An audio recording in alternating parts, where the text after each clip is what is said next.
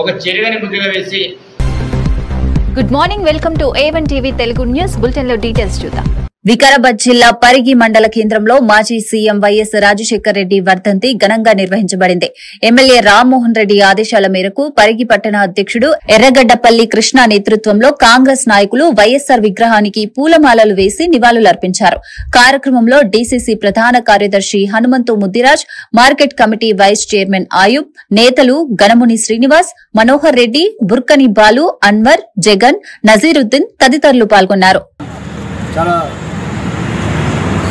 తెలంగాణ చేసుకోవడం చాలా సంతోషంగా అనిపిస్తుంది. ఎందుకంటే ఆయన ఇన్ని సంవత్సరాలు ఆయన చనిపోయి కానీ ఆయన ఆశయాలు మాత్రము మరవలేకపోతున్నారు జనాలు. ఎప్పుడు కూడా ఇంకా ఇప్పుడు రాజశేఖర రెడ్డి గారి గురించే ఆలోచన చేసుకుంటారు. కాబట్టి ఆయన చిరస్థాయిగా నిలిచిపోయిన నాయకుడు ఎవరన్నా ఉన్నారని అంటే ఆ యొక్క వైఎస్ రాజశేఖర రెడ్డి మాత్రం. కాబట్టి ఆయన ఎన్ని పథకాలు చేసినంటే అవి గుర్తుండిపోయే విధంగా ఆయన పథకాలు చేసిండు.